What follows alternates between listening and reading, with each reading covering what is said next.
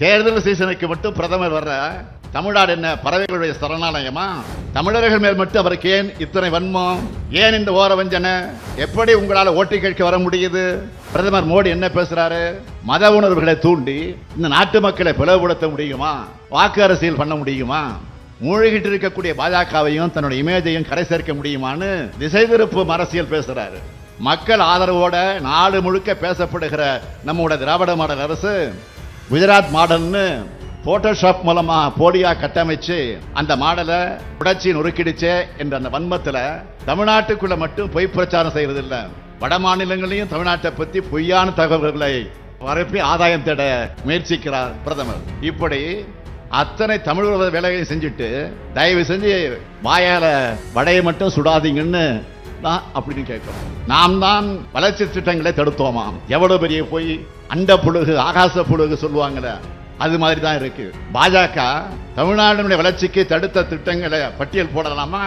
பேரிடர் நிதியை கூட கொடுக்காம நாம மக்களுக்கு கொடுத்த நிதிக்கு கூட நிதியமைச்சர் நிர்மலா சீதாராமன் பிச்சைன்னு சொல்லி ஏளனம் பேச வைக்கிறாங்க. இந்த லட்சணத்துல ஐக்கிய முற்போக்கு கூட்டணி அரசு என்ன செஞ்சதுன்னு கேள்வி எழுப்புறாரு. திமுக காங்கிரஸ் கூட்டணியில செய்யப்பட்ட நன்மைகளையும் திட்டங்களையும் பட்டியல் போட்டா ஒரு நாள் முழுக்க அந்த சாதனைகளை மட்டுமே பேசிட்டு இருக்க முடியும். பிரதமர் அவர்களை நோட் பண்ணிக்கங்க. பிரதமர் மோடியால இப்படி பட்டியல் போட முடியுமா? மதவெறியர்களுடைய வன்முறையையும் கொலைகளையும் தாராளமயமாக்கினார். இப்படிப்பட்டவரை தமிழ்நாட்டு மக்கள் ஒரு நாளும் ஏத்துக்க மாட்டாங்க. அது ஜூன் 4ஆம் தேதி அவருக்கு தெரியத்தான் போகுது. இப்ப புதுசா என்ன சொல்றாரு? நாம் தான் வளர்ச்சி திட்டங்களை தடுத்தோமாம். எவ்வளவு பெரிய போய் அண்ட புழுகு ஆகாச புழுகு சொல்லுவாங்கல்ல, அது மாதிரி தான் இருக்கு. பாஜக தமிழ்நாடு வளர்ச்சிக்கு தடுத்த திட்டங்களை பட்டியல் போடலாமா? தென் மாவட்ட இளைஞர்களுக்கு அவர்களுக்கு வேலை வாய்ப்பு வழங்க அன்னை சோனியா அவர்களும் பிரதமர் மன்மோகன் சிங் அவர்களும் முத்தமிழ் கலைஞர் அவர்களும் இதே மதுரையில் வந்து தொடங்கினாங்க சேது சமுத்திர திட்டத்தை. அதை இதுவரைக்கும் முடக்கி வச்சிருக்கிறாங்க.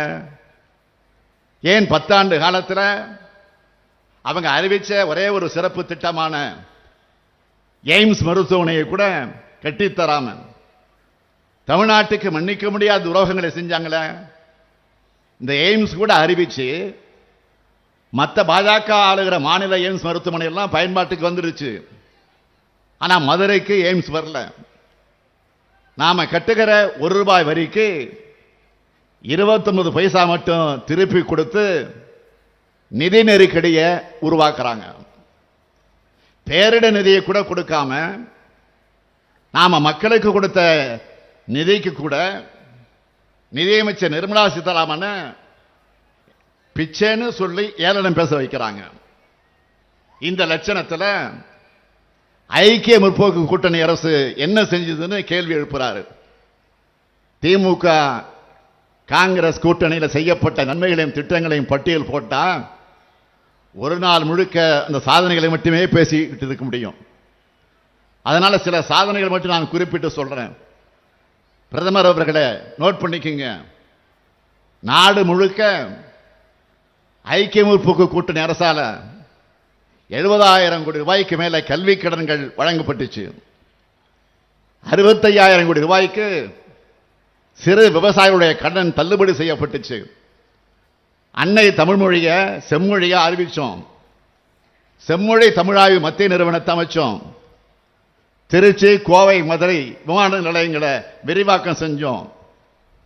நம்ம TR பாலு அவர்கள் ஒன்றிய அமைச்சராக இருந்த காலத்தில் மேம்பாலங்கள் சாலைகள் 56,644 கோடி ரூபாய்க்கு தமிழ்நாட்டுக்கு திட்டங்களை கொண்டு வந்து நிறைவேற்றணும். நெசவு தொழிலுக்கு இருந்த சென்வாட் வரி நீக்கப்பட்டுச்சு. இன்னும் நிறைய இருக்கு. பிரதமர் மோடியால இப்படி பட்டியல் போட முடியுமா? தேர்தல் சீசனுக்கு மட்டும் பிரதமர் வர்ற தமிழ்நாடு என்ன பறவைகளுடைய சரணாலயமா? தமிழர்கள் மேல் மட்டும் அவருக்கு ஏன் இத்தனை வன்மம்? தமிழர்கள் இந்த நாட்டோட குடிமக்கள் இல்லையா? நாங்கள் என்ன இரண்டாந்திர குடிமக்களா? ஏன் இந்த ஓர வஞ்சனை? எப்படி உங்களால் ஓட்டு கேட்க வர முடியுது? நம்ம பொறுத்தவரை திராவிட மாடல் அரசு இந்த 3 ஆண்டுகள்ல ஏராளமான சாதனைகளை செஞ்சு கொடுத்த பெருமிதத்தோட உரிமையோட உங்ககிட்ட வாக்கு கேட்டு நிற்கிறேன். இந்த மாமதுரைக்கும் சிவகங்கைக்கும் அறிவின் அடையாளமா, வீரத்தின் அடையாளமா, பண்பாட்டினுடைய அடையாளமா நம் அரசு கொடுத்திருக்கிற முத்தான 3 திட்டங்கள் கொடுத்திருக்கு. முதலாவது திட்டம், திமுக என்பது அரசியல் இயக்கம் மட்டுமல்ல, தமிழ் சமுதாயத்தை தட்டி எழுப்பும் அறிவியக்கம் என்பதற்கு அடையாளமாக கழகத்துக்கு மட்டும் அறிவாலயம் கட்டாமல் தமிழ்நாட்டுடைய இளைஞர்களுக்கும் எதிர்கால தலைமுறைக்கும் பயனளிக்கக்கூடிய அறிவு ஆலயங்களை கட்டி வருகிறோம். அதுதான் மதுரையில் அறிவின் அடையாளமா பிரம்மாண்டமாக எழும்பி இருக்கக்கூடிய கலைஞர் நூற்றாண்டு நூலகம். இது அத்தனையும் கடுமையான நிதி நெருக்கடிக்கு இடையிலையும் நிறைவேற்றிட்டு இருக்கோம். எப்படிப்பட்ட கடுமையான நிதி நெருக்கடியில் தமிழ்நாட்டை தவிக்க விட்டு போனார் பழனிசாமின்னு இந்த மேடையில் உட்கார்ந்திருக்கிற நம்ம பிடிஆர் பழனிவேல் தியாகராஜன் அவர்கிட்ட கேட்டால் டீட்டெயிலாக சொல்லுவார். திட்டங்களை தீட்டுறது மட்டும் இல்லை, அதோட பலன்கள் முறையாக போய் சேருதான்னு நாங்கள் நேரடியாக கண்காணிக்கிறோம். பிரதமர் மோடி என்ன பேசுகிறாரு? மத உணர்வுகளை தூண்டி இந்த நாட்டு மக்களை பிளவுபடுத்த முடியுமா? வாக்கு அரசியல் பண்ண முடியுமா? மூழ்கிட்டு இருக்கக்கூடிய பாஜகவையும் தன்னுடைய இமேஜையும் கரை சேர்க்க முடியுமான்னு திசை திருப்பும் அரசியல் பேசுகிறாரு.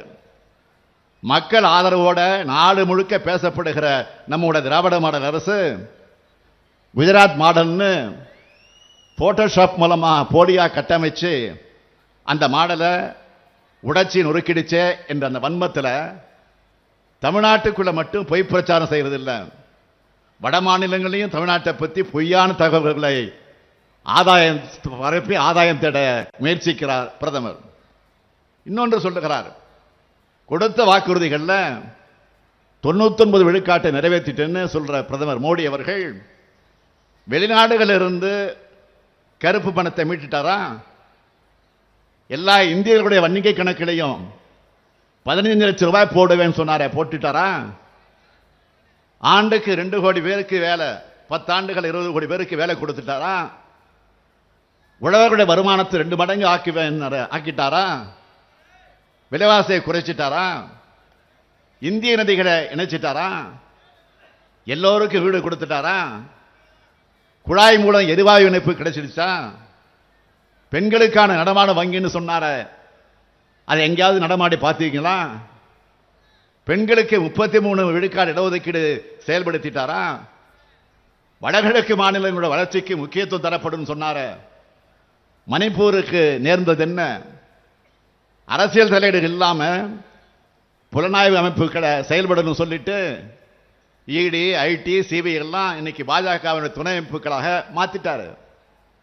அது மட்டும் இல்ல, தமிழ்நாட்டுக்கு வந்தா வணக்கம், எனக்கு இட்லியும் பொங்கலும் பிடிக்கும், தமிழ் பிடிக்கும், திருக்குறள் பிடிக்கும், ஓட்டு போடுங்க கேட்கிற பிரதமர், நாம கேட்கிறோம் தமிழ் பிடிக்குன்னு சொல்லிட்டு தமிழ் வளர்ச்சிக்கு 74 கோடி ரூபாய் தான். ஆனால் சமஸ்கிருதத்தினுடைய வளர்ச்சிக்கு 1488 கோடி ரூபாய் ஏன் என்று கேட்கிறோம். தமிழ்நாடுன்னு சொல்லக்கூடாது, தமிழகம்னு தான் சொல்லணும்னு ஆளுநரை வச்சு சொல்ல வச்சு ஏகத்தனம் பண்ணீங்களே, அதை கேள்வி கேட்கக்கூடாதுன்னு இன்றைக்கு நாங்கள் அதை பற்றி தான் கேட்கிறோம். அது மட்டுமல்ல, தமிழின் சிறப்புக்களை சொன்ன கால்டு வெள்ளையும் ஜியு போப்பையும் ஆளுநர் இழிவுபடுத்தினார, அதுக்காவது கண்டிச்சிங்களா? கேட்கிற சொல்லுங்க. திருவள்ளுவருக்கு ஏன் காவி சாயம் பூசுறீங்கன்னு கேட்கிறோம். இப்படி அத்தனை தமிழ் வேலையை செஞ்சுட்டு தயவு செஞ்சு வாயால வடையை மட்டும் சுடாதீங்கன்னு தான் அப்படின்னு கேட்கிறோம்.